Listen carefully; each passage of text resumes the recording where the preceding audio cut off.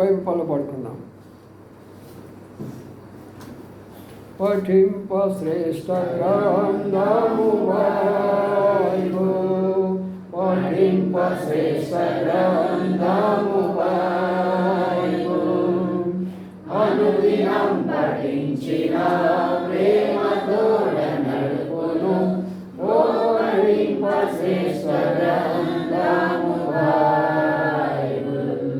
The best book to read is the Bible. The best book to read is the Bible. If you read it every day, it will help you all the way. Oh, the best book to read is the Bible. Ready? మన Bible పట్టిన కొరకే వెళదాం. ఆదికాండం 1వ అధ్యాయం. ఆదికాండము 1వ అధ్యాయం మొదటి 5 వచనాలు మార్చి చదువుకుందాం. ఆది అందు దేవుడు భూమి ఆకాశమును సృజించెను.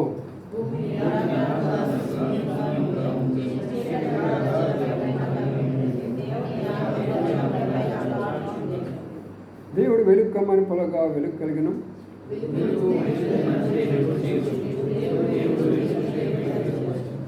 దేవుడు వెలుగులకు పగలనియు చీకటి రాత్రి అని పేరు పెట్టిను. అస్తమయం కలుగ కాబట్టి దినమాయను. ప్రార్థన చేసుకుందాం. ప్రేమల మాపలో తండ్రి, నమ్మకాన్ని మా దేవానికి స్తోత్రాలు చెల్లించుకుంటున్నాను. రాత్రి కాల సమయంలో బైబిల్ పట్టణం కొరకు వచ్చిన బిడ్డల బట్టి మీకు స్తోత్రాలు. ప్రేంగల మా పడవ తండ్రి, జీగల మా దేవ, నమ్మకమైన ప్రభువ, ఈ యొక్క శ్రేష్టమైన మాటలు పాటలు మేము పాడుకోవడానికి మీరు ఇచ్చిన అవకాశాన్ని బట్టి మీకు స్తోత్రాలు. అయ్యే విషయాలు మేము ధ్యానించబోతుంటున్నాము. మీ దాసును అభిషేకించి మీ దగ్గర మాటలు దయచేయండి. కరవాసి వారు ఉంటున్నారు ప్రభావ, తరపడి వచ్చి దేవుని మాట వినే దానికి సహాయం చేయమని వేడుకుంటూ విధానాస్తాలకు అప్పచెప్పుకుంటూ వందనాలు చెల్లించుకుంటూ యేసయ్య పరిశుద్ధ నామమున స్తుతించి ప్రార్థించి గణపరిచి వేడుకొంచున్నాము తండ్రి. ఆమేన్.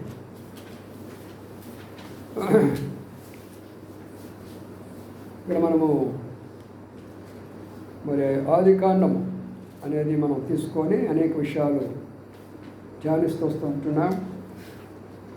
అసలు ప్రపంచము ఎలా నిర్మించబడినది, మానవులు భూమి మీదకి ఎలాగొచ్చారు, మరి భూమి ఇంతకుముందు భూమి మీద ఇంతమంది ఎవరు నివసించారు, ఇలాంటి అనేక విషయాలు ఇంతమంది మనం చూస్తూ వచ్చాము. ఈరోజు కూడా మరికొన్ని విషయాలు చూడబోతున్నాం. ఇక్కడ భూమి నిరాకారంగా ఉందంటున్నాడు, శూన్యంగా ఉందంటున్నాడు. రెండవదిగా చీకటి ఉందంటున్నాడు.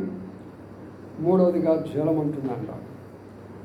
నాలుగవదిగా జలాలపైన దేవుని ఆత్మ అలలాడుతున్నదని రాస్తూ వచ్చాడు. కాబట్టి ఈ రోజున దీని గురించి కొంత మరి విషదముగా ధ్యానించుకుందాం. భూమి నిరాకారముగాను అంటే formless, there is no formation. నిరాకారముగా ఉంది. శూన్యము అంటే ఏమీ లేదు. చీకటి అగాధ జలం పైన కమ్మి ఉంటుంది. ఇప్పుడు చీకటి అనేటటువంటిది ఒక ప్రత్యేకమైనటువంటి సబ్జెక్టు. అది ఎక్కడి నుంచి వచ్చిందో తెలుసుకోవాలి. తర్వాత అగాధ జలము, ఈ జలము కూడా ఎక్కడి నుంచి వచ్చిందో తెలుసుకోవాలి. కాబట్టి దేవుని ఆత్మ జలాలపైన ఎందుకు అల్లాడుతున్నది అనే విషయాలు తెలుసుకోవాలి. మీరు ఇవి కానీ తెలుసుకుంటే ఏ హిందువుడు మీ ఎదురు నిలబడలేడు. ఏ యొక్క ఎథిస్టు అనగా కమ్యూనిస్టు, దేవుడు లేడనే వాళ్ళు కూడా మీ ఎదురు నిలబడలేరు. ఎందుకంటే అన్ని లోతైనటువంటి సత్యాలు ప్రాక్టికల్గా, సైంటిఫిక్గా, హిస్టారికల్గా, ఆధ్యాత్మికంగా రాబడినటువంటి ఈ శ్రేష్టమైన మాటలు మనం ఒక్కొక్కటి ధ్యానిస్తున్నాం. నిరాకారంగా ఉండడానికి ముందు దాని అర్థం ఏంటంటే ఆకారం అనేది ఒకటి ఉన్నది భూమి. శూన్యము అవడానికి అంటే దాని అర్థం ముందు ఏదో ఉన్నది, అందుకని ఇప్పుడు శూన్యం అయిపోయింది. ఇప్పుడు ఉదాహరణ ఉంది. ఇప్పుడు ఈ యొక్క బిల్డింగ్ ఉంది, ఇది ఒక ఆకారంలో ఉంది. రేపు ఇది పడగొడతారు, అప్పుడు ఆకారం కోల్పోతుందా లేదా? కోల్పోతుంది. శూన్యం అంటారు. ఈ పడగొట్టిన దాన్ని ఏమి లేకుండా ఇక్కడి నుంచి మొత్తం తీసుకొని వెళ్తారు. ఇప్పుడు ఇదేముంటుంది? ఏమీ లేదు. కాబట్టి శూన్యము, నిరాకారము భూమికి ఎందుకు వచ్చింది అనేది మీకు మొట్టమొదటి చెప్తూ వచ్చాను. మళ్ళీ ఒకసారి జ్ఞాపకం చేస్తాను. ఆ తర్వాత చీకటి, తర్వాత అగాధ జలాలు. మరి ఆ భూమి అంతా కూడా నీటితో నింపబడడానికి కారణమేంటి? చీకటి ఎందుకు వచ్చేసింది? అక్కడ దేవుని యొక్క ఆత్మ ఎందుకు రావాల్సి వచ్చింది? ఈ విషయాలు మనం జ్ఞాపకం చేసుకుంటే, ఎప్పుడైతే దేవునికి కోపం వచ్చిందో, ఎప్పుడైతే దేవునికి బాగా కోపం వచ్చిందో, ఆ కోపం వచ్చినప్పుడు జరిగిన విషయం ఏంటంటే, అప్పుడు నివసిస్తున్నటువంటి యొక్క దేవదూతలను ఆయన ఏం చేయాలనుకున్నాడంటే, ఈ దేవదూతలను ఉంచకూడదురా, వీళ్ళందరూ తుడిచివేయాలి అని చెప్పేసేసి, అప్పుడు మానవుల పట్ల జంతువులు లేవు, పక్షులు లేవు, కేవలము దేవదూతలే. ఆ దేవదూతలు వారు చేసినటువంటి పాపాన్ని బట్టి, వారు తిరుగుబాటు బట్టి దేవుడు ఏం చేస్తున్నారంటే వాళ్ళ పూర్తిగా తుడిచివేయాలా అని ఆలోచన చేశారు. ఏ రకంగా తుడిచివేయాలా? 3 రకాలు ఉన్నాయి. అన్నీ ప్రాక్టికల్గా చెప్తాను, బాగా ఆలోచన చేయండి. చదువుకున్న స్టూడెంట్స్ ఇంకా బాగా మీరు జాగ్రత్తగా ఉండండి. యవనస్తులారా, మిమ్మల్ని చాలా కాలేజీలో మిగతా స్టూడెంట్స్ ప్రశ్నిస్తారు, వాడికి జవాబులు చెప్పే యొక్క స్థాయిలో మీరు ఉండాలి. ఇక్కడ మొట్టమొదటి 3 విధాలుగా ఒక వస్తువులు కనబడకుండా చేయగలం. మొదటి విషయం ఏంటంటే, అగ్నితో మొత్తము తగలబెట్టి అక్కడ ఏమి లేకుండా చేయగలమా లేదా? అగ్ని వచ్చిందంటే మొత్తం ఊడ్చుకొని పోతుంది. రెండవది, భయంకరమైనటువంటి తుఫాను, సముద్రం యొక్క నీళ్లు అలల వలె ప్రచండంగా వచ్చిందంటే మొత్తం తెలుసుకొని పోతుంది. ఇక మూడవది గాలి. ఇక గాలి వచ్చింది అంటే సుడిగాలి అంటారు. గాలి వచ్చిందంటే బిల్డింగ్లే లేపుకొని పోతాయి, ఆ బిల్డింగ్లే లేపుకొని పోతాయి. మన వాళ్ళు కనిపెట్టినటువంటి న్యూక్లియర్ బాంబ్స్లో రష్యన్ కనిపెట్టినటువంటి న్యూక్లియర్ బాంబు ఒక్కటి వచ్చేసి క్రికెట్ బంతి ఎంత ఉంటుంది, ఒక క్రికెట్ బాల్ ఎంత ఉంటుందో అంత ఉంటుంది. ఆ యొక్క బంతిని కానీ లేక ఆ యొక్క న్యూక్లియర్ బాంబుని కానీ వాళ్ళు కానీ దాన్ని ప్రయోగించినట్లయితే దాని యొక్క ప్రభావం వలన భూమి మీద బిల్డింగులు గాలిపటం లాగా వెళ్ళిపోతాయి. న్యూక్లియర్ అంటే దానిలో నుంచి వస్తుంది, సూర్య యొక్క రశ్మిలో నుంచి అందులో చేస్తారు మన భయంకరంగా. ఆ వేడికి ఎవరు తట్టుకోగలరు? దానిలో భయంకరమైనటువంటి వేడి గాలి ఉంటే ఇవన్నీ కూడా ఎలా వెళ్ళబోతున్నాయంటే ఒక ఆకాశంలో బిల్డింగులు ఇవన్నీ కూడా ఒక ఆకాశంలో గాలిపటాల్లాగా ఎగిరిపోతున్నాయి. అదే అందుకని రాశారు పేతురు రాసిన పత్రిక 3వ అధ్యాయంలో ఆ విషయాలు. ఏవైతే రాశారో అవే జరుగుతుంటున్నాయి. రెండవదిగా, ఎన్ని బ్రిడ్జీలు ఉన్నాయో ఇనుముతో చేసిన బ్రిడ్జీలన్నీ కూడా కరిగిపోయి అగ్నిలో కరిగిపోయి అక్కడికక్కడే పతనమైపోతాయి. ఒక్క యొక్క మరి క్రికెట్ మరి న్యూక్లియర్ బాంబులో అంత శక్తి ఉంటే ఇప్పుడు కనిపెట్టినటువంటి చాలా భయంకరమైనటువంటి పెద్ద పెద్దవి కనిపెట్టారు ఇప్పుడు. అందుకనే దేవుడు ఏమన్నాడంటే, మొదటి భూమి నీటితో ముంచివేయబడినది కానీ రెండవ యొక్క భూమి అగ్ని కొరకై భద్రము చేయబడింది అంటాం. చూద్దామండి, ఇక్కడ ఆ మాటను గమనిస్తాం. 2వ పేతురు పత్రిక 3వ అధ్యాయంలోకి వద్దాం. 2వ పేతురు రాసిన పత్రికలో 3వ అధ్యాయంలోకి వస్తే ఆ మాట మనకు కనబడుతుంది. దేవుని యొక్క తీర్పుల గురించి మాట్లాడుతూ అక్కడ భక్తుడు రాసిన మాటను మనం జ్ఞాపకం చేసుకుందాం. 2వ పేతురు 3వ అధ్యాయం చూడండి, 6వ వచనం చదవండి. 6. ఆ నీళ్ళ వలన అప్పుడున్న లోకము మునిగి నశించును.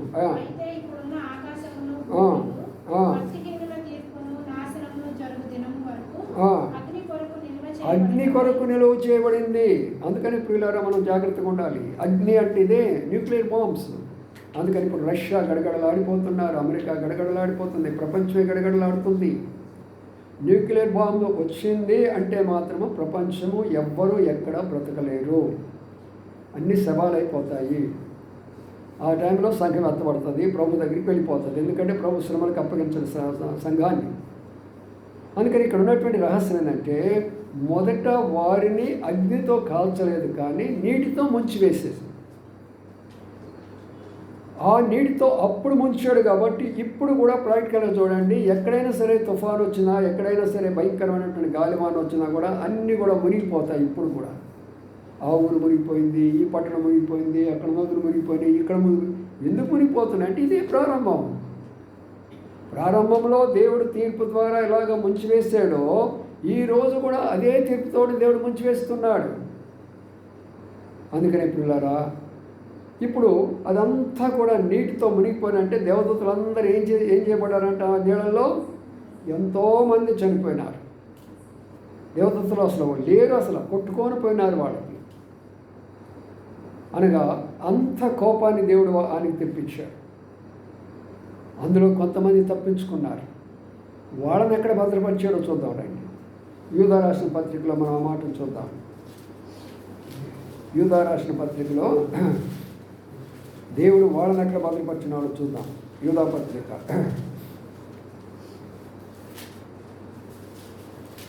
1వ అధ్యాయం ఉంటుంది. అందులో యూదా పత్రికలో చూస్తే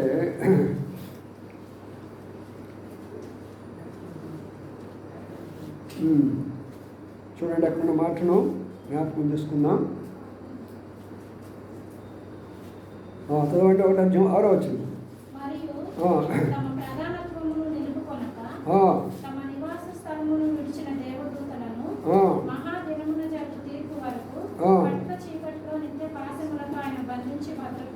కటిక చీకటిలో ఎక్కడున్నారో చెప్పండి. ఇప్పుడు ఏ దేవదూతలైతే పడగొట్టారో, ఏ దేవదూతలైతే పడిపోయినాయో, ఎవరైతే ఆ యొక్క జలప్రళయం నుంచి రెక్కలతో ఎగిరి తప్పించుకున్నారో వారిని మళ్ళీ దేవుడు విడిచిపెట్టలా. వారిని వాళ్ళ దేవుడు విడిచిపెట్టకుండా వాళ్ళని ఏం చేశాడు? నిత్య పాశముతోటి బంధించి కటిక చీకటిలో వాళ్ళని భద్రపరిచాడు. కాబట్టి ఇది సామాన్యమైన విషయం. ఆలోచన చేయండి మీరు. అంటే దేవదూతలు ఉన్నారు, లేరంటానికి వీలు లేదు. చూడండి, దేవదూతలు బంధించబడి అక్కడ ఉన్నప్పుడు, వీళ్ళందరూ ఇందులో నుంచి ముందు కొట్టుకొని పోయినప్పుడు, ఇక భూమిని ఆకారంగా ఉంటుందా? ఆకారం ఉంటుందా? నిరాకారం అయిపోయింది. నిరాకారం అయిపోయింది. అప్పుడు సూర్యుడు ఉన్నాడా? లేడు. చంద్రుడు ఉన్నాడా? లేడు. నక్షత్రాలు ఉన్నాయా? లేవు. మరి అక్కడే ఉంటుంది చెప్పండి. ఏముంటుంది? వెలుగు లేకపోతే ఏముంటుంది అక్కడ? చీకటి ఉంటుంది. అందుకనే చీకటి అనేది, అప్పుడు సూర్యచంద్ర నక్షత్రాలు లేవు కాబట్టి దేవుడి యొక్క జలాలను మరి తీసుకొని వచ్చేసారు, అందరూ ముంచివేశాడు కాబట్టి అంత చీకటి అయిపోయింది. అగాధ జలాలు అన్నాడు. మరి జలాల్లో 2 రకాల జలాలు ఉంటాయి. ఒకటేమో భూమిలో నుంచి వచ్చే జలాలు, రెండేమో ఆకాశం నుంచి వచ్చేటటువంటి జలాలు. రెండింటి మనం చూస్తున్నాం కదా. బావి త్రవ్వితే ఏమొస్తాయి? నీళ్లు పడతాయి, అంతే కదా. బావి త్రవ్వితే నీళ్లు పడతాయి. వర్షం వస్తే, మేఘాలు వస్తే పైనుంచి వర్షం. 2 ప్రఖ్యలు అవునా కదా. ఇలాగా ఏ గ్రంథంలో రాయబడాలి? ఇంత స్పష్టంగా ఏ గ్రంథంలో కూడా రాయబడలేదు. వారి గ్రంథాలు ఏం చెప్తాయంటే, పెద్ద ఒక గుడ్డ ఒకటి ఉంది, ఆ గుడ్లో నుంచి 3 వచ్చారు దేహం వాళ్ళు, ఏదో ఒక వాళ్ళ కథ వాళ్ళు చెప్పుకుంటారు. ఇంత స్పష్టంగా చెప్పగల స్తోమత వారికి లేదు కదా. ఇప్పుడు అంతా చీకడైపోయినప్పుడు, నీళ్లు ఉన్నప్పుడు, దేవతలు లేనప్పుడు, అప్పుడు ఏం చేయదంటే దేవుని యొక్క ఆత్మ ఏం చేస్తున్నాడంట? జలాల పైన అల్లలాడుచున్నాడు అంటారు. ఇంగ్లీష్లో the spirit of God is brooding on the waters అంటారు. బ్రూడింగ్ అంటే అర్థం ఏంటంటే, కోడిపెట్ట గుడ్ల మీద పొదుగుతూ ఉంటుంది. గుడ్ల మీద పొదిగేటప్పుడు పిల్లలను కనేదానికి ఏం చేస్తుందంటే అది దాని మీద బ్రూడింగ్ అంటారు దాన్ని. అంటే ఆ పిల్లలను కనాలన్న ఉద్దేశంతో ఆ యొక్క మరి కోడి ఎలాగా మరి దాని మీద తిరుగుతున్నదో, దేవుని యొక్క ఆత్మ కూడా ఆ జలాల మీద అలలాడుచున్నది అంటున్నారు. ఎందుకు అలలాడుచున్నది అంటే, నేను సృష్టించినటువంటి సృష్టి, నా దేవదూతలు, నా శక్తి, నా జ్ఞానం ఇచ్చాను వారు. నా శరీరంలో నుంచి వారిని అందరినీ కూడా బయటకు తీసుకొని వచ్చాను. నా మాట ద్వారానే బయటకు తీసుకొని వచ్చాను. ఇంతమందిని నేను చేస్తే వారందరూ తిరుగుబాటు చేసి ఈ రీతిగా నీటిలో కొట్టుకొని పోయినవారు, చీకటిలో బంధించబడ్డవారు, నా సృష్టి అంతా కూడా పాడైపోయింది అని దేవుడు ఎంతో దుఃఖంతోటి, ఎంతో బాధతోటి ఆ నీళ్ల మీద ఆయన ఆత్మ ఏం చేస్తున్నాడంట? అలలాడుతుందంటే బాధపడుచున్నాడు. బాధపడుచు ఉన్నాడు. చూసారా ప్రియులారా? ఇక్కడ చూడండి, దేవుని ఆత్మ అనే మాట ఉంది. ఉందా లేదా? యోహాను సువార్త 4:24 ఏముంది? దేవుడు ఆత్మ కనుక, కాబట్టి దేవుడు ఆత్మస్వరూపి. దేవుడు ఆత్మస్వరూపి అన్నప్పుడు ఆత్మను చూడగలిగినటువంటి వారు ఎవరైనా ఎక్కడైనా ఉన్నారా? లేరు. మొట్టమొదట ఆయన ఆత్మస్వరూపి. ఆయన ఎవ్వరూ చూడలేరు. చూడండి, ఆ మాట కూడా చూపిస్తాను. తిమోతి రాసిన పత్రికలో ఆ మాట మనం గమనించుకుందాం.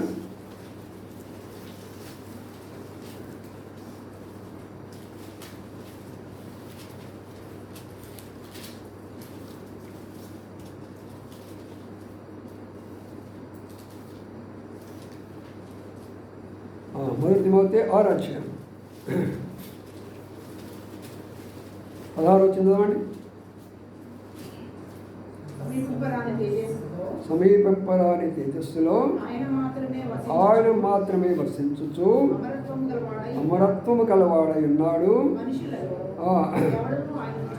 చూడలేడు, చూడనేరడు. చాలు. మనుషులలో ఎవరు ఆయనను చూడలేరు, చూడరు కూడా. అంటే చాలామంది అంటారు కదా, నేను దేవుడు చూశాను అంటారు. దేవుని చూసిన వాడు భూలోకంలో ఎవ్వరూ లేరు. ఎందుకంటే దేవుని చూడాలి అన్నప్పుడు ఈ శరీరం పనికిరాదు. నువ్వు సూర్యుని చూడాలి అన్నప్పుడు ఈ కళ్ళు పనికిరావు. అందుకని వాళ్ళు ఏం చేస్తారంటే టెలిస్కోప్ లాంటిది ఏదో పెట్టుకుంటారు వాళ్ళు.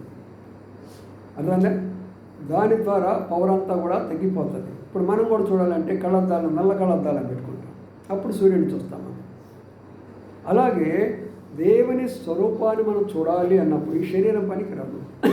ఈ యొక్క దాన్ని ఏమంటారు, మన దృష్టి పనికిరాదు. అయితే మనము చూడాలి అన్నప్పుడు దేవుడే ఏం చేయాలంటే ఒక మనిషి రూపంగా వస్తే మాత్రమే మనం దేవుణ్ణి చూడగలం. అర్థమైనా చెప్పిన మాట. ఉన్న రహస్యం ఏంటంటే ఏ మనుషుడు ఎప్పుడు కూడా దేవుని చూడలేదు. అంటే ఆయన ఏ రూపమై ఉన్నాడు? ఇప్పుడు ఆత్మస్వరూపి అయి ఉన్నాడు. ఆత్మస్వరూపి అయి ఉన్నాడు. అందుకని ఆత్మ ఏం చేస్తుంది తెలుసా? అలలాడిపోతుంది అంటాడు. ఇప్పుడు ఒక ఉదాహరణ చెప్తాను నేను. తల్లిదండ్రులు ఉన్నారు, బిడ్డల మీద ఎన్నో ఆశలు పెట్టుకున్నారు.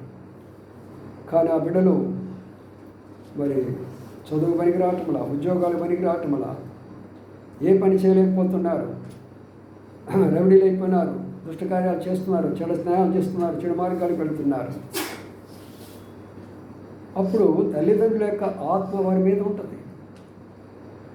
తల్లిదండ్రుల యొక్క ఆత్మ వాళ్ళ మీద ఏం చేస్తుంది? అలలాడిపోతూ ఉంటుంది. బయటికి కనబడదు. అది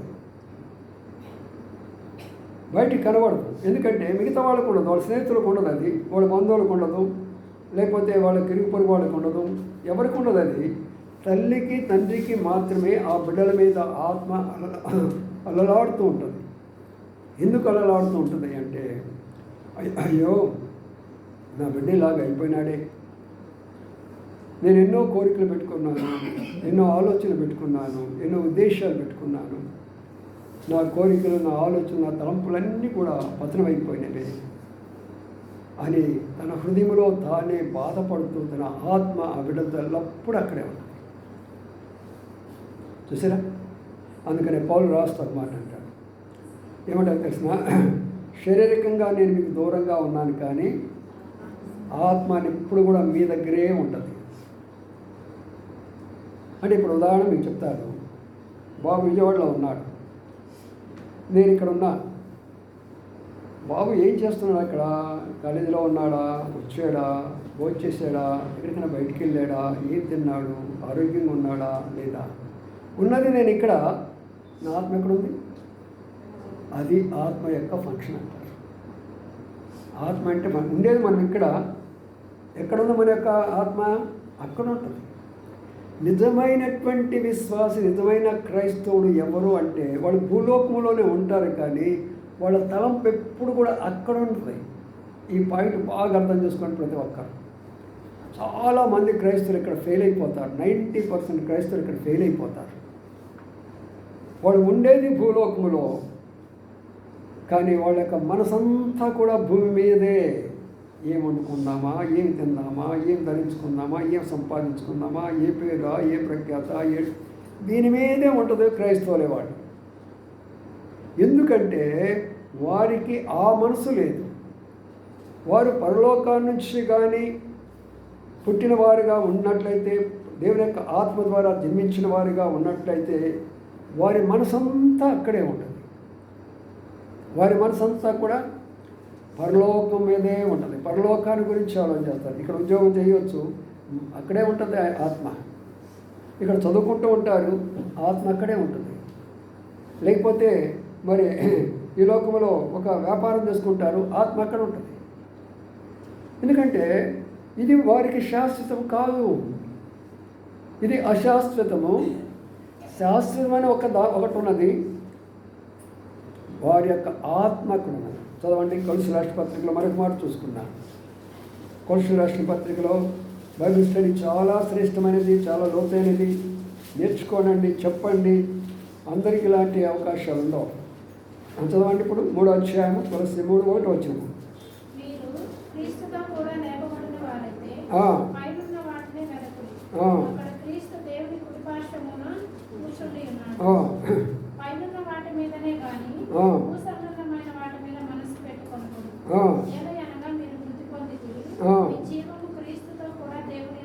అబ్బా, అసలు ఇది అర్థం చేసుకోవాలని అంత కష్టం తెలుసా. ఇక్కడ ఏమంటున్నారంటే పౌలు రాస్తూ, మీరు చనిపోయినారు, మీరు మృతి చెందారు. మృతి చెందడం అంటే ఏంటి? ఇక చనిపోయినా మనం. చనిపోయిన వాడు ఏమైనా పలుకుతాడా? చనిపోయిన వాడికి ఏమైనా కోరికలు వస్తాయా? చనిపోయిన వాడికి ఏమైనా ఆశలు ఉంటాయా? చనిపోయిన వాడికి ఏముండదు కదా, అవునా కదా? అంటే ఇంకా మన కోరికలను మనం జయించలేకపోతున్నాం, ఇంకా మనం చనిపోలేదు. అందుకనే మనం చనిపోలేదనమాట. మీరు కానీ చనిపోతే మీ జీవం ఎవరితో ఉందంట? క్రీస్తులో ఉన్నదట. క్రీస్తులో అంటే క్రీస్తు ఎక్కడ ఉన్నాడు? పరలోకంలో ఉన్నాడు, తండ్రి కుడి పార్శ్వాన. అప్పుడు మన జీవం ఎవరిలో ఉన్నట్టు? క్రీస్తులో ఉంటే మనం ఎక్కడ ఉన్నట్టు? పరలోకంలో ఉన్నట్టే. కానీ ఇక్కడ ఏముంది? శరీరం మాత్రమే ఉంది. ఎంతమంది తెలిసిన విషయం? మన శరీరం ఎక్కడ ఉన్నది? నా ఆత్మ ఎక్కడ ఉన్నది? నా ఆత్మ ఎక్కడ ఉన్నది? పరలోకంలో ఉన్నది. అంటే ఎవరు చెప్పగలరంటే అలాగా ఆలోచన కలిగినటువంటి వాళ్ళు మాత్రమే చెప్తారు. అలాంటి ఆలోచన వాడు ఈ లోకంలో ఉన్నప్పటికీ వారి ఆలోచన అంతా అలాగనే ఉండేది. ఉదయం నేను వాక్యం ధ్యానించుకుంటున్న ఒక విషయాన్ని నాకు జ్ఞాపకం వచ్చింది. పిల్లల గమనస్తులుగా ఉన్నాను, డిగ్రీ చదువుతున్నాను ఆ రోజుల్లో. మరి యవనస్తులుగా ఉన్నాను, డిగ్రీ చదువుతున్నాను. వాళ్ళ కోరికలు, వాళ్ళ విషయాలు అవన్నీ వేరేగా ఉంటాయి కదా. నేను ఉదయం టిఫిన్ చేసేవాడిని, బైబిల్ తీసుకునేవాడిని, ఆ కొండకేడి కూర్చుండేవాడిని. మా ఊరికి దగ్గరలో కొండ ఉండేది, ఎవరో కొండ మీదకి వెళ్ళేవాడిని. ఒక గుహ ఉండేది, ఆ గుహలో కూర్చుండేవాడిని. ఉదయం తిన్న టిఫిన్, మధ్యాహ్నం వాడి భోజనానికి కూడా రాను. కూర్చొని ఇదే బైబిల్ ధ్యానించుకుంటూ, ప్రార్థించుకుంటూ, ధ్యానించుకుంటూ, దేవుని గురించి ఆలోచన చేసుకుంటుంటే సాయంకాలం అయ్యేది. మా నాన్నగారు పొలం నుండి వచ్చి ఒక లాంతర్ తీసుకొని, ఆ లాంతర్ తీసుకొని కొండ దగ్గరికి వచ్చేసి అప్పుడు అనేవాడు, రే బాబో అందరు పడుకున్నారు, నాకు దిగిరారా నా కొండ నుంచి అనేవాడు.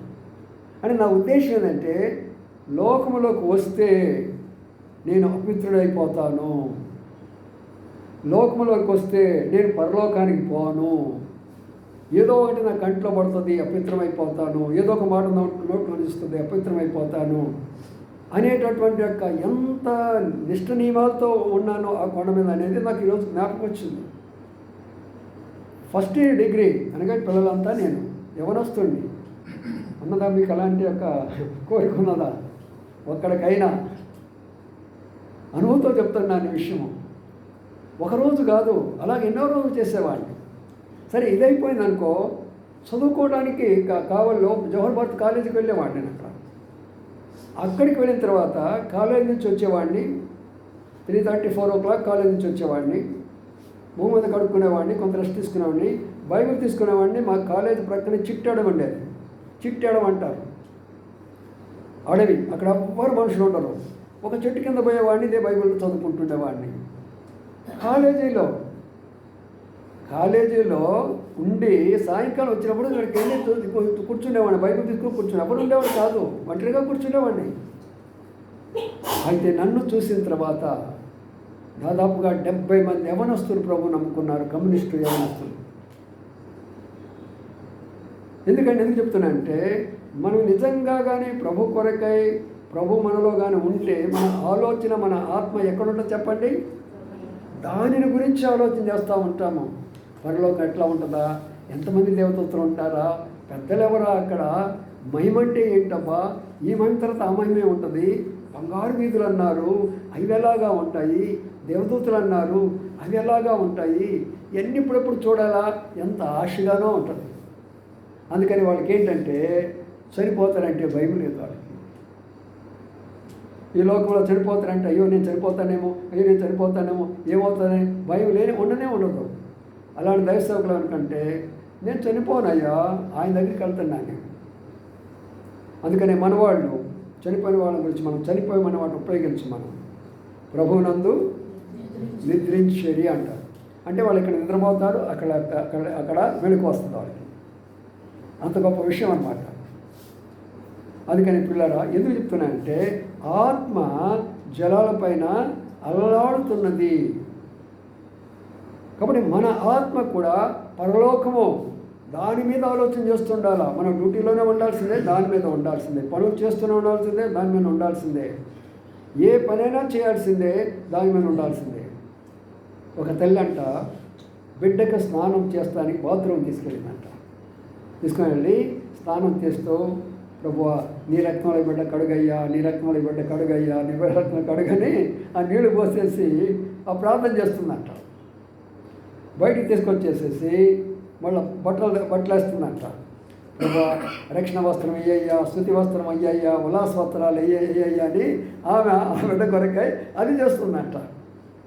చూసారా తల్లికి ఉన్నటువంటి అంత విచక్షణ జ్ఞానం చూడండి. ఎటువంటి ఆత్మీయ తల్లులు ఉన్నారో చూడండి. ఆ బిడ్డ కొరకై స్నానం చేస్తూ అది, తర్వాత బట్టలు వేస్తూ అది, ఇంకా చాలా విషయాలు ఉన్నాయి.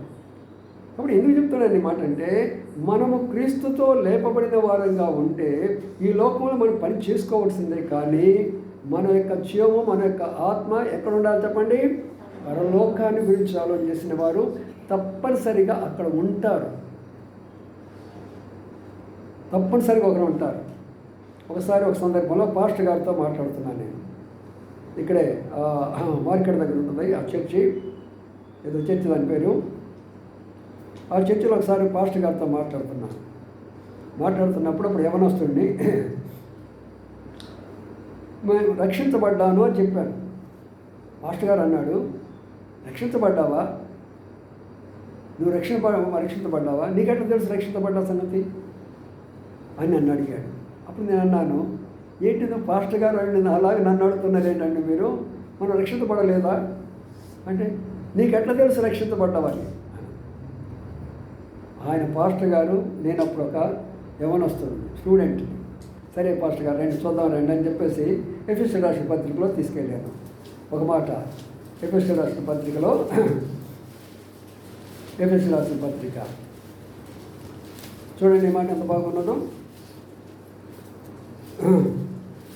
2వ అధ్యాయము 5 చదవండి. 5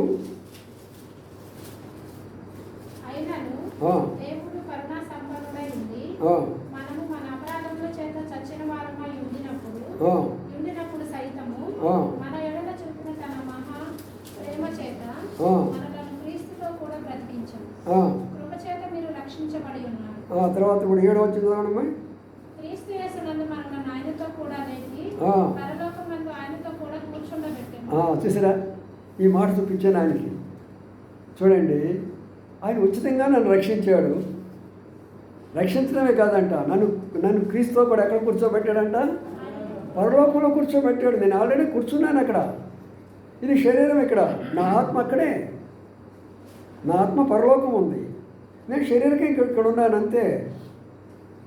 ఆయన అన్నాడు, నువ్వు యవనస్తులై ఉన్నావు, ఏం నువ్వు ఇట్లా చెప్తున్నావు? నువ్వు మేము పాస్టల్ అయినా కూడా మేము పెట్టేది చెప్పలేదు అన్నాడు. అది కాదు సార్, మీరే చదవండి, అక్కడ ఉన్నది కదా నేను చెప్తున్న మాట. కూర్చొని పెట్టబడతామని ఉందా, పెట్టబడినామని ఉందా? ఎట్లా చెప్పండి. అయిపోయింది, పాస్ట్ టెన్స్. ఆల్రెడీ నా ఆత్మ అక్కడ ఉంది అంతే. శరీరకి లోకంలో ఉన్నాను, ఎందుకంటే నా పని భూమి మీద ఉన్నది కాబట్టి, నా చేత దేవుడు పని చేయించుకోవాలి కాబట్టి నన్ను కొంతకాలం భూలోకంలో ఉంచుతాడు. కానీ ప్రియమైన సోదరులారా, అది అనమాట నిజమైనటువంటి క్రైస్తవ జీవితం అనే వ్యక్తి.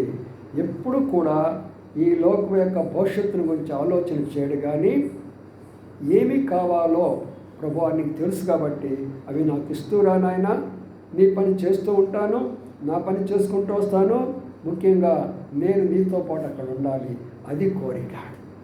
అందుకనే ఆయన ఆత్మ జలాలపైన అలలాడుతున్నదంటే, ఆత్మ ఎందుకు అలలాడుతుందంటే ఆ ఫస్ట్ సృష్టి అంతా కూడా ఏమైపోయిందంటే మొత్తము నీటిలో మునిగిపోయినది, నీటిలో మునిగిపోయినది. ఆయన ఆత్మ జలాలపైన అల్లాడుచున్నది.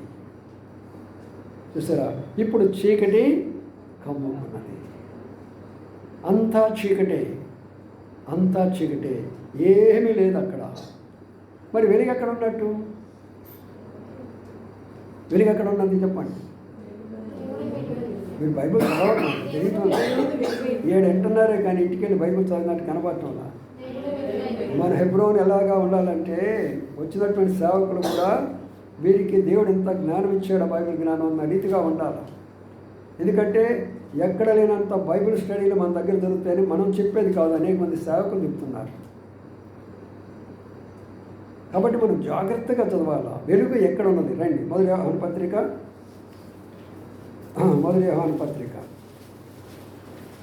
బైబిల్ చదువుతుండాలా. అందుకని ఏదో ఇక్కడ వచ్చినటువంటి మాటలు చదువుకోవడము, చదవమన్నప్పుడు ఒక వచ్చిన అడవుడిగా చదువుకోవడం కాదు, ఇంటి దగ్గర చదువుకోవడం నేర్చుకోవాలి. మొదటి యోహాను పత్రికలో ఆ మాటలు మనం చదువుకుందాం.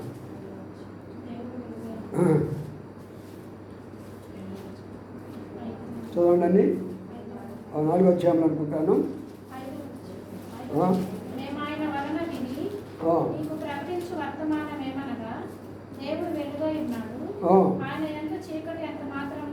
చూసారా, దేవుడు వెలుగై ఉన్నాడు, ఆయనందు చీకటి.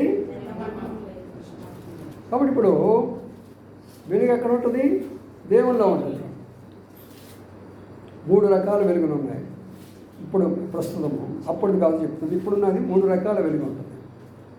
ఒక వెలుగు ఏంటంటే దైవ వెలుగు, రెండో వెలుగు అంటే ప్రకృతి వెలుగు, మూడో వెలుగు అంటే సైతాన్ వెలుగు. 3 వెలుగులే, 3 వెలుగులే. బాగా అర్థం చేసుకోండి. దైవ వెలుగు, ప్రకృతి వెలుగు, సైతాను వెలుగు. సైతాను వెలుగు ఉంటేనే వాళ్ళకి అన్ని అద్భుత కార్యాలు జరుగుతుంటేనే వాళ్ళు ఆ రీతిగా వాళ్ళ దేవతలను వాళ్ళు పూజ చేస్తూ అన్నీ కూడా చేస్తున్నారంటే అక్కడ ఒక వెలుగు ఉన్నది, అక్కడ ఒక శక్తి ఉన్నది. చూసారా, అందుకనే అదేమో దేవుని వెలుగు అయితే ఇదేమో ప్రకృతి వెలుగు. ఇప్పుడు ఆ వెలుగు మనలోకి వస్తే మనము కూడా దైవ రూపంలో ప్రజలకు కనబడతాం. మనలో చీకటి ఉండదు, ఎంత మాత్రము చీకటి ఉండదు. అంటే ఈ లోక సంబంధమైనటువంటిది ఏది మనలో కనబడదు. అందుకనే ఆ వెలుగు మనలోకి ఎంతగా తీసుకురావాలో అంతగా మనం తీసుకొని రావాలి.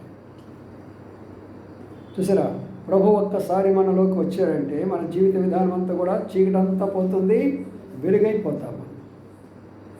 అందుకని ఇప్పుడు వెలుగు ఎక్కడ ఉండాలంటే దేవుని దగ్గర ఉంది.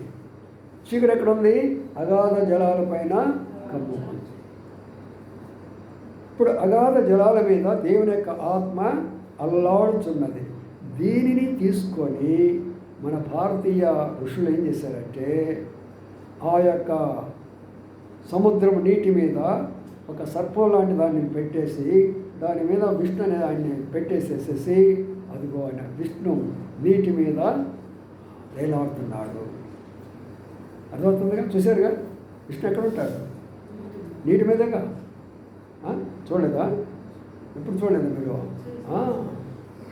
ఇది అనగా దేవుడు ఆ రోజు ఆయన ఆత్మ ఉన్నది కాబట్టి ఈయన కూడా ఇట్లా ఆ నీటి మీదే.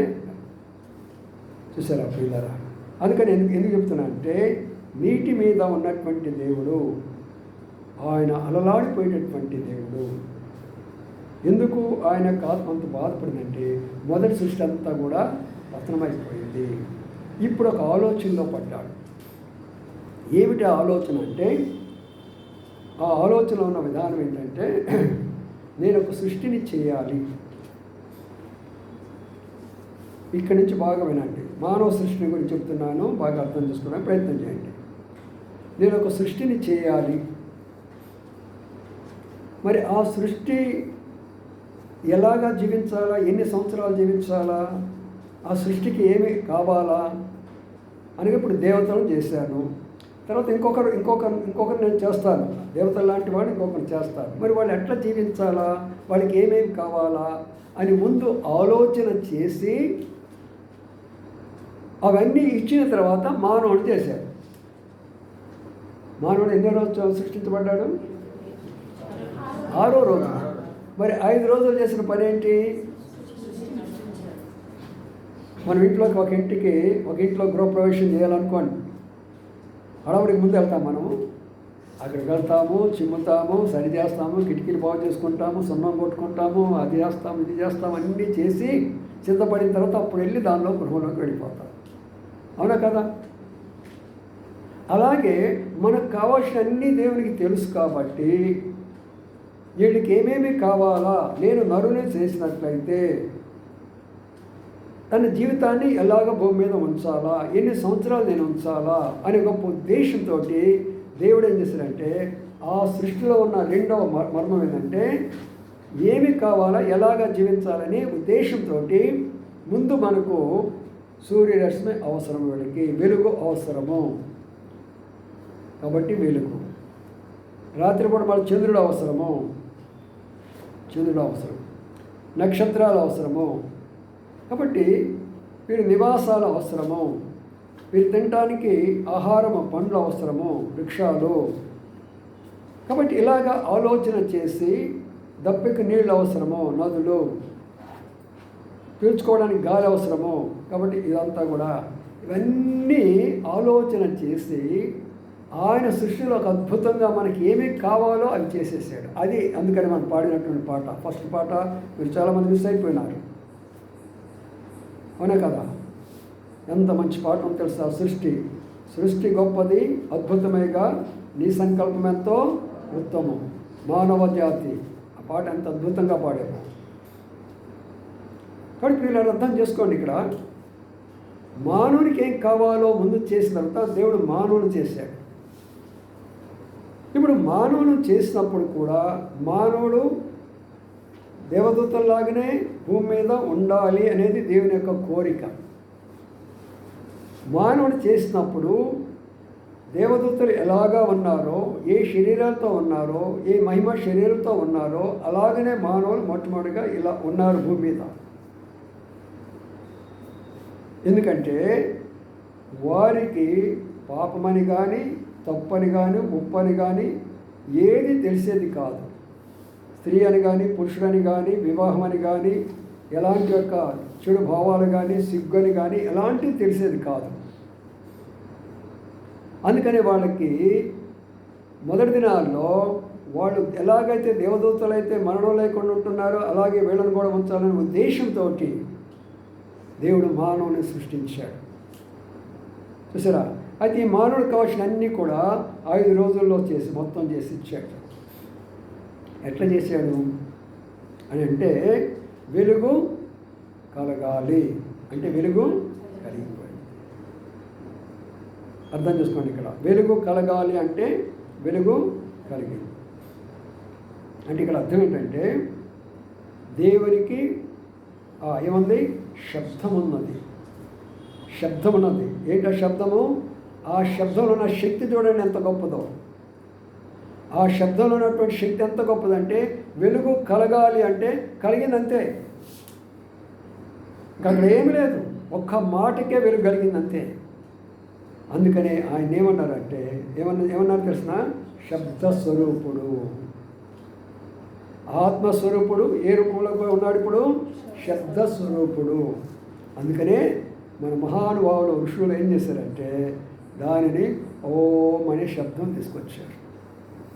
చూడండి, మీరు ఎప్పుడైనా బట్టి చూడండి, ఎక్కడైనా ఆ నినాదం వినబడుతూ ఉంటుంది. దేవాలయం దగ్గరికి పోయినా ఎక్కడ పోయినా కూడా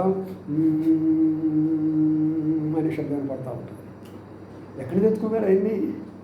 బైబులే. ఆయన శబ్దస్వరూపుడు. ఆ శబ్దం ద్వారా ఇంత అద్భుతమైనటువంటి సృష్టి కలిగింది.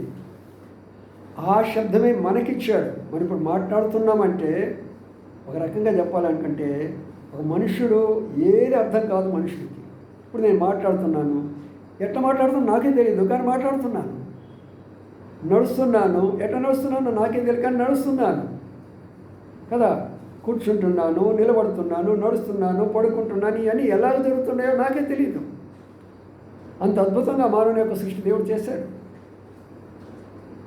కాబట్టి ఇప్పుడు ఆ శబ్దము ద్వారా ఇప్పుడు ఏం జరిగిందంటే సృష్టి మొత్తాన్ని ఆయన అన్నిటిని మనకు కావాల్సినవన్నీ కూడా ఆయన చేసిన కారణం చేత ఆయన శబ్దస్వరూపుడు.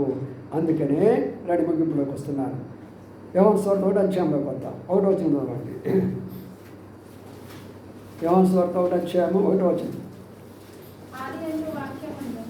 అక్కడ ఆది అందు ఏమందంట? వాక్యం అంటే ఏమిటి చెప్పాను ఇప్పుడు? శబ్దము. వాక్యం అంటే నోట్లో నుంచి వచ్చే మాటే కదా, నోట్లో నుంచి వచ్చే మాటే కదా. కాబట్టి ఆది అందు, ఆది అంటే అంతకుముందు ఇంకేం లేనట్టేగా, అదే ప్రారంభమైనట్లుగా ఇన్ ద బిగినింగ్ అంటే మొట్టమొదట ఏమున్నది అంటే శబ్దం ఉన్నది. దేవుడు శబ్దస్వరూపి, ఆత్మస్వరూపి అయిన తర్వాత శబ్దస్వరూపి. ఇప్పుడు ఏముంది? ఇప్పుడు రెండోది ఆ వాక్యము దేవుని యొద్దుండెను అంటున్నాడు. దేవుని యొద్దుండెను అనే మాట ఉంది. ఆ వాక్యము ఎవరి దగ్గర ఉందంట? దేవుని యొద్దుండెను అంటాడు. అంటే అందుకని ఏమంది? ఆయన నోటితోటి వెలుగు కలగాలంటంతోనే వెలుగు కలిగినాయి. వృక్షాలు కలగాలంటే కలిగినాయి. నక్షత్రాలు కలగాలంటే, సూర్యుడు కలగాలంటే, ఏది కలగాలంటే దేవుని యొక్క నోటి నుంచి ఏది వచ్చింది అది కలిగేసేస్తుంది, అయిపోయింది. చూసారా? ఆ వాక్యము దేవుని యొద్దుండెను. ఇప్పుడు మళ్ళా ఆ తర్వాత వచ్చినాము, ఆ వాక్యము దేవుడై ఉన్నాడు. ఇప్పుడు దేవుడు అంటే తెత్తునుంటాడు, ఇంత తెల్లగా ఉంటాడు, ఇంత నల్లగా ఉంటాడు, ఇట్లా జడలు వేసుకుంటాడు, ఇట్లా అదంతా కూడా మానవుల యొక్క ఊహ. మనం పరలోకం వెళ్ళినా కూడా దేవుని చూసేంత శక్తి ఉండాలంటే కష్టం. ఒక వెలుగు అక్కడ కనబడుతూ ఉంటుంది, మనం చూడలేంత వెలుగు కనబడుతూ ఉంటుంది పరలోకంలో. ఆయన స్వరం మనం వింటూ వస్తాము, అంతవరకే జరిగేది అక్కడ. ఎందుకంటే ఆయనలో ఉన్నటువంటి వెలుగు అంత గొప్పదన్నమాట. అందుకని ఇప్పుడు వాక్యము దేవుని యొద్ద ఉన్నాను, వాక్యము దేవుడై ఉన్నాడు. ఇప్పుడు దేవుడు అంటే దేవుని యొక్క వాక్యము. అందుకని ఈ వాక్యానికి మనము అంత ప్రాధాన్యత ఇస్తాము. ఎవరివనటువంటి ప్రాధాన్యత బైబిల్ గ్రంథానికి ఎందుకు ఇవ్వబడుతుందంటే ఇది సాక్షాత్ దేవుడే. ఎందుకంటే ఈ వాక్యం చదివితే ఎవరో మనతో మాట్లాడినట్టుంటుంది. ఈ వాక్యం చదివితే ఎవరో మనల్ని గద్దించినట్టుంటుంది. ఈ వాక్యం చదివితే మనల్ని ఎవరో పిలిచినట్టుంటుంది. ఈ వాక్యం చదివితే మనం ఎక్కడికో వెళ్ళమన్నట్లు ఉంటుంది. ఇవన్నీ నా అనుభవాలే. ఒకసారి నేను నాగపూర్ నుంచి బయలుదేరి ఆంధ్ర రావాలని టికెట్ కూడా రిజర్వేషన్ చేసుకున్నాను. అప్పుడు బైబిల్ తీసుకుంటుంటే ఆ రోజు ఆ సందర్భంలో ఆది కాండములో అబ్రాహాము ప్రయాణము ఆగిపోయిందని ఉంది అక్కడ. అబ్రాహాము ప్రయాణము ఏం చేయాలి? ఇప్పుడు నేను ఆగిపోవాలా, ముందు పోవాలా? ఇది ప్రభు మాట్లాడిన మాట. టికెట్ క్యాన్సిల్ చేసుకున్నాను, ఆగిపోయాను. ఎందుకంటే ఇందులో జీవం ఉంటుంది. బైబిల్ గ్రంథంలో ప్రతి మాటలు ఎంత జీవం ఉందంటే మనం ఎన్ని సంవత్సరాలు ధ్యానించినా కూడా 1% కూడా మనం నేర్చుకోలేము. అందుకని ఈ దినాల్లో చాలామంది బైబిల్ పండితులు నాతో మాట్లాడుతుంటారు సోషల్ మీడియాలో. వారితో నేను చెప్పే మాట ఏంటంటే, మీరెంత జ్ఞానం పొందారు బాబు బైబిల్లో, నేను దీన్ని 50 సంవత్సరాల నుంచి ధ్యానిస్తున్నాను, 1% నేర్చుకున్నాను రా అని నేను చెప్తాను వాళ్ళకి. మీరు నిన్నగాక మొన్న వచ్చి బైబిల్లో ఆ తప్పు ఉంది, ఈ తప్పు ఉంది, అది ఉంది, ఇది ఉంది అని చెప్పేసేసి మీరు చాలా చెప్తున్నారు కదా, మీకు చాలా పాండిత్యం ఉంది బైబిల్ గురించి. కానీ నాకు అంత లేదయ్యా, 1% కూడా నేను నేర్చుకోలేకపోతున్నా బైబిల్లో. 50 సంవత్సరాలు స్టడీ చేశాను. చూసారా? అంటే ఒక మాట చెప్పాను వాళ్ళు పండితులకు. ఒక మాట ఏం చెప్పానంటే, మీలో ఎవరైతే బ్రిటిష్ వాళ్ళు క్రిస్టియన్స్ అనుకుంటున్నారో మీకు బైబిల్ గురించి ఏమీ తెలియదు. బైబిల్ గురించి మీకు ఏమీ తెలియదు. అమెరికన్స్ కానీ బ్రిటిషర్స్ కానీ క్రిస్టియన్స్ కాదు. వారు క్రిస్టియన్స్ అని బైబిల్ ఎక్కడ లేదు. యేసు ప్రభువు వారు పుట్టింది ఎక్కడ? బెత్లెహేం ఎక్కడ ఉంది? యెరూషలేం దగ్గర ఉంది. యెరూషలేం ఎక్కడ ఉన్నది? ఆసియా ఖండంలో ఉంది. వాళ్ళు ఎట్లా చెప్తారు క్రైస్తవులని? రెండవది, బైబిల్ క్రిస్టియన్స్ ఏం చెప్తారంటే శత్రువులను ప్రేమించండి, యుద్ధాలు చేయొద్దు అంటారు. బ్రిటిష్ వాళ్ళు ఏం చెప్తున్నారు? వేసేసేయండి మొత్తాన్ని, ప్రపంచం మొత్తాన్ని నా చేతులకు లాక్కుంటాను, ఆ బాంబులు వేస్తాను, ఈ బాంబులు వేస్తాను. ఎలాగ క్రిస్టియన్స్ అవుతారా? కాదు కదా. బైబిల్ ఏం చెప్తున్నారు? ఒక్క స్త్రీని వివాహం చేసుకొని జీవితాంతము నమ్మకుండమని చెప్పాడు. అమెరికా ఏం చెప్తుంది? ఈరోజు పెళ్లి చేసుకోవచ్చు, రేపు విడిచిపెట్టవచ్చు, ఎల్లుండి ఇంకొక అమ్మాయిని చేసుకోవచ్చు, విడిచిపెట్టవచ్చు, నేనైనా చేసుకోను, ఇబ్బంది ఏం లేదు అక్కడ. వాళ్ళ చట్టం అది. ఆఖరికి పోపు లాంటి వాళ్ళు కూడా ఎంత భయంకరమైనటువంటి యొక్క చట్టాలు చేస్తున్నారంటే పురుషుల యొక్క కలయిక తప్పులేదు, స్త్రీల యొక్క కలయిక తప్పులేదు, వారు పెళ్లి చేసుకోవచ్చు అని చట్టాలు చేస్తున్నారు. బైబిల్లో ఉన్న మాట. చివరి దినాల్లో అలాంటి వారు వస్తారని. వారు క్రైస్తవులు అవుతారా? అందుకని నేను వాళ్ళకి ఏం చెప్పానంటే దే ఆర్ కాల్డ్ జ్యూస్. వాళ్ళు యూదులు అంటారు వాళ్ళని. ఎందుకంటే యోధా జనాంగం ఏం చేస్తుంది? యుద్ధాలు చేసిన జనాంగం, రాజులను ఓడించిన జనాంగం.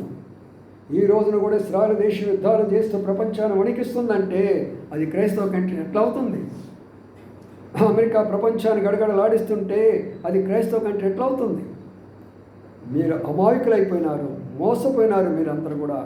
ఈ సోషల్ మీడియాలోకి వచ్చేసి మీకు ఏమి తెలియనటువంటి అమాయకులైనా అని ఇవన్నీ కూడా నేను రాసిన తర్వాత వాడు పంపిన కామెంట్ ఏం తెలిసిన, సార్ ఇన్ని సీక్రెట్లు బైబిల్ ఉన్న సంగతి మాకు తెలియదు సార్, మేము వాళ్ళని క్రైస్తవుడే అనుకున్నాము, బ్రిటిష్ వాళ్ళు అనుకున్నాము, అందుకనే వాళ్ళు తిడుతున్నాం సార్, మిమ్మల్ని తిడుతున్నాం సార్ అన్న. ప్రపంచం అంతా కూడా మూడే జనాంగాలు. ఒకటి ఇశ్రాయేలు దేశం, మొట్టమొదటిగా ఇశ్రాయేలు కాని వారు అందరూ అన్య జనాంగాలు. ఇశ్రాయేల్లో నుంచి అన్యుల్లో నుంచి రక్షించబడిన వారు అందరూ కూడా క్రైస్తవులు. ఈ మూడు మించి ప్రపంచంలో ఎవ్వరూ లేరు. ముస్లిం ప్రభుని అంగీకరించారా? క్రైస్తవుడే. బౌద్ధ ప్రభుని అంగీకరించారా? క్రైస్తవులే. సిక్కుల ప్రభుని అంగీకరించారా? క్రైస్తవులే. వారందరూ కూడా అన్యులు. అన్యులు అంటే ప్రభువును ఎరగనటువంటి వారు, దేవుని ఎరగనటువంటి వారు. అందుకని ప్రియమైన సోదరి సోదరులారా, ఇంత గొప్ప రహస్యము, సృష్టి యొక్క రహస్యము మానవ కొరకై దాచబడి ఆయన ఇదంతా వెలుగు చీకటి రెండు వచ్చిన తర్వాత ఏం చేశారంటే ఆయన వారింటిని సపరేషన్. ఇప్పుడు అర్థం చేసుకోండి, సపరేషన్ అనే మాట ఎక్కడ స్టార్ట్ అయిందో చూడండి. ప్రత్యేకత, ఒక ప్రత్యేకత అంటారు చూసావా? ప్రతి దానిలో ప్రత్యేకత ఉండాలా, ప్రత్యేకత ఉండాలా, ప్రత్యేకత ఉండాలా. ఇది ఎక్కడ స్టార్ట్ అయిపోయింది? రెంటిని ప్రత్యేకం చేసింది ఏది? దేవుని యొక్క శబ్దము. వెలుగు ఒకవైపుకి వెళ్ళింది, చీకటి ఇంకొక వైపుకి వెళ్ళిపోయింది. అలాగే మంచి చెడు, చెడు ఒకవైపుకి వెళ్ళిపోతుంది, మంచి ఒకవైపుకి వెళ్తుంది. నలుపు తెలుపు, తెలుపు ఒకవైపు వెళ్ళిపోతుంది, నలుపు ఇంకొక వైపు. హైటు ఎత్తు తక్కువ, వాళ్ళిద్దరికి సపరేషను. లావు సన్నము, వాళ్ళిద్దరికి సపరేషను. ధనవంతులు పేదవాళ్ళు, వాళ్ళ మధ్యకి సపరేషను. అందము అందహీనులు, వాళ్ళకి సపరేషను. చదువుకున్నారు చదువులేని వారు. ఎక్కడొచ్చిందో చూడండి సపరేషన్, ఎక్కడొచ్చిందో చూడండి సపరేషన్. అందుకనే క్రైస్తవులైన మనము సపరేషన్. భక్త్ సింగ్ గారు బోధించిన గొప్ప బోధ ఏంటంటే we are not nominal Christians, we are separated God's people అనేవాడు. అంటే ఎన్నో డినామినేషన్ ఉన్నాయి ఈ లోకంలో, కానీ హెబ్రోను ప్రత్యేకత ఒకటి ఉన్నది.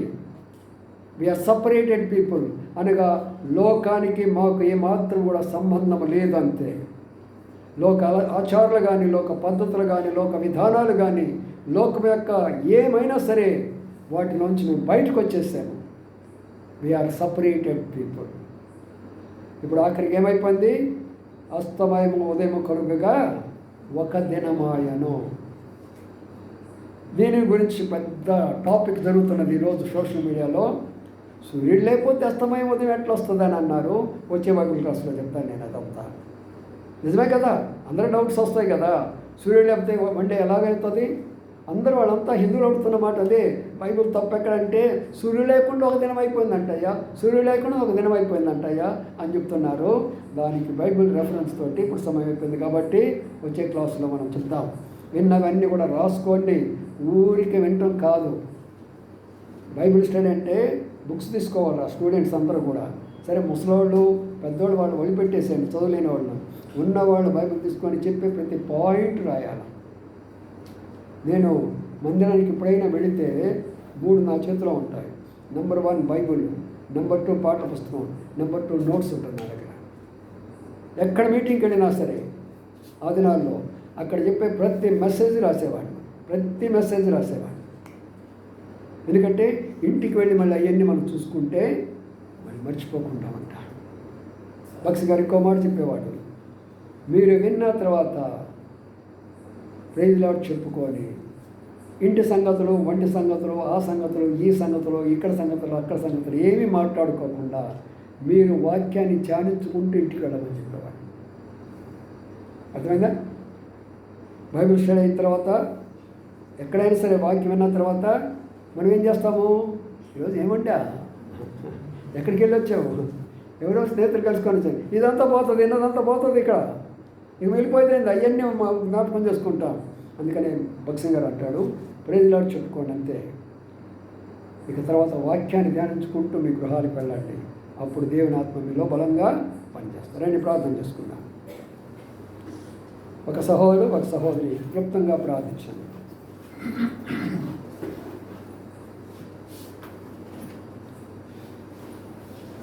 పరిశుద్ధుడు అయిన తండ్రి, ప్రేమ కలిగిన దేవా,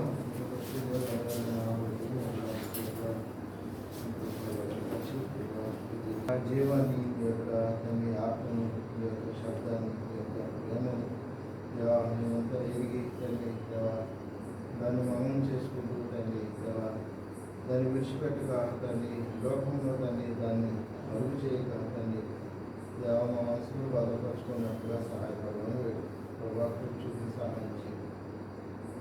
దానిలో జ్ఞాపకం చేసుకోమని ఇవ్వబడినటువంటి వాటిని ఈ రోజున నాటబడి పదింపులోకి వచ్చినట్లుగా సహాయపడాలి చూపిస్తున్నామని వేడుకుంటున్నాం. తండ్రి దేవా మా జీవితాల్లో తండ్రి నూతనమైనటువంటి ఆలోచన, నూతనమైన ప్రవర్తన దయచేయండి. వాక్యానికి లోబడేటువంటి స్వభావాన్ని దయచేయండి. దాని కొంచెమని వేడుకుంటున్నాం. ప్రభావం చూపి సహాయం ఇదైనా జ్ఞాపకం చేసుకోమని వేడుకుంటున్నాం.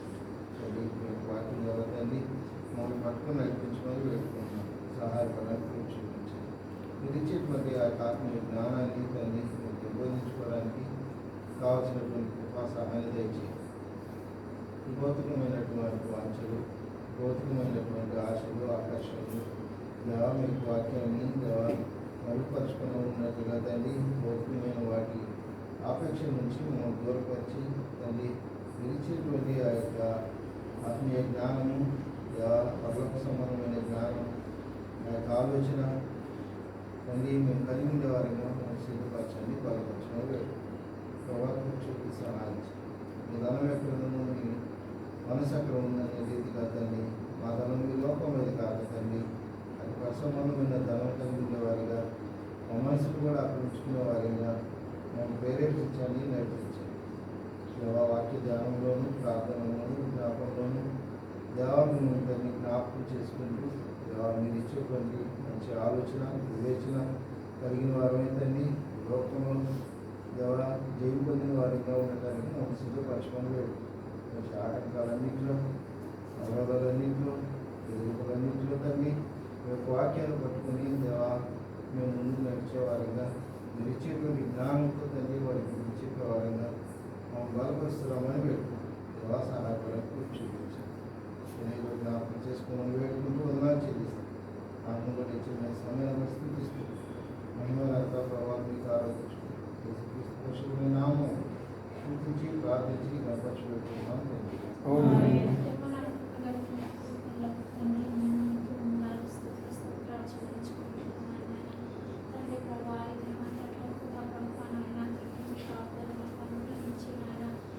కాపాడు భద్రపరిచి ఆయన పోషించి నాయన యొక్క సన్నిధానం ప్రభావ నాయన మీ సన్నిధికి సమకూరుస్తూ వచ్చినందుకు చెల్లిస్తూ ఉంటున్నాను ప్రభావ. అయ్యా నాయన తండ్రి నాయన మీ యొక్క నాయన స్వరాన్ని ప్రభావ నాయన మేము అందరం తండ్రి నాయన తండ్రి మేము వినేటువంటి భాగ్యాన్ని అనుగ్రహిస్తూ వచ్చినందుకు ఆయన చెల్లిస్తూ ఉంటున్నాను ప్రభావ తండ్రి. ఆలయంలో నాయన వాక్యమే దేవుడు ప్రభావ మీరు మాకు తెలియజేస్తూ వచ్చారు. ఆయా సృష్టి ప్రారంభము తండ్రి నాయన అయ్యా మరి ఏ రీతిగా నాయన జరుగుతూ వచ్చిందో ప్రభావ నాయన మీరు మాకు తెలియజేస్తూ వచ్చినందుకు వందనాలు ప్రభావ. అజ్ఞానము ప్రభావ నాయన తండ్రి ప్రభావ అయ్యా మరి బిడ్డకి తండ్రి ఏ రీతిగా చెప్తూ వస్తారో ప్రభావ నాయన ఆ రీతిగా నాయన తండ్రి అయ్యా పరమ తండ్రి అయినటువంటి మీరు ప్రభావ నాయన మిమ్మల్ని కూర్చున్నటువంటి విషయాలను ప్రభావ నాయన అయా తండ్రి మీ యొక్క నాయన పరిశుద్ధతను మీ యొక్క శక్తిని ప్రభావ నాయన అయా తండ్రి మీ యొక్క ఆత్మను మీ యొక్క నాయన తండ్రి మరి స్వరమును గురించి ప్రభావ మీరు మాకు తెలియజేస్తూ వచ్చినందుకు వందనాలు. అయా తండ్రి ప్రభావ హృదయాలు భద్రపరుస్తూ రండి నాయన తండ్రి అయా నమలు వేసుకుంటూ తండ్రి ప్రభావ నాయన ముందు కొనసాగే వారిగా చేయండి ప్రభావ.